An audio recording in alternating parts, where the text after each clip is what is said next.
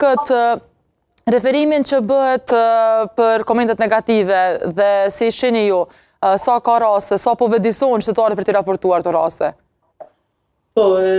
fatkesisht ka raste të komenteve negative të cilat e kalojnë limitin e shprehjes së lirë dhe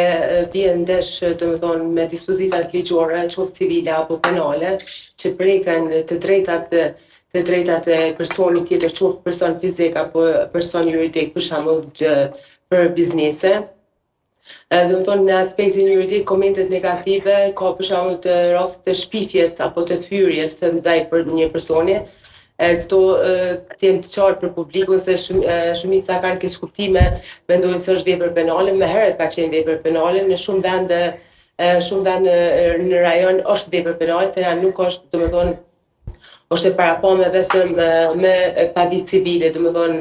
në kontekst civilo-juridik të kompenzohet për dëmin që ja ka shkaktuar në rast se një person shpif për ndonjë person tjetër, qoftë biznes apo person fizik, shpif apo thyn. Po ka raste që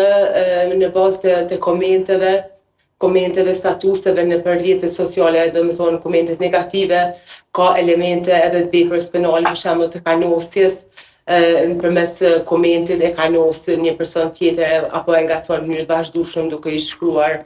apo ka raste të tilla dhe më të rënda që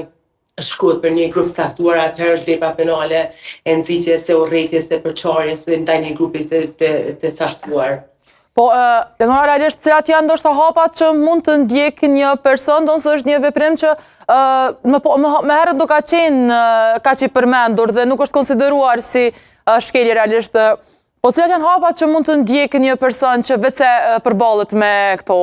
gjëra? Po, në rast është, siç e thënë, në rast është fyrja apo shpifje, një person e ndjen veten të fyer apo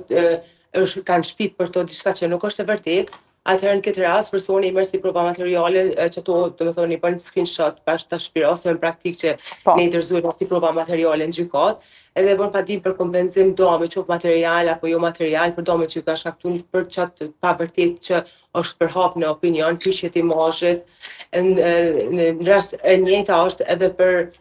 nëse çaj koment negativ që është bo është vepër, ka elemente të veprës penale, atëherë personi ka të drejtë që t'i bën screenshot ato apo linkun kur është publikuar, qoftë për shembull ka raste tash në praktikë unë që i kam edhe ndaj gazetarëve që domethënë ka raste pa vërteta, edhe i bën screenshot kanë drejtë të drejtohen në polici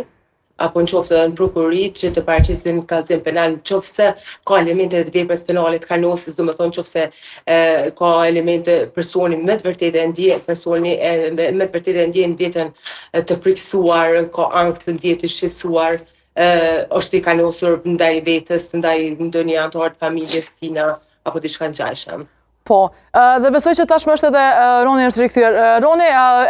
e nisëm pra pyetjen lidhur me atë se sa mund të ketë ndikim këto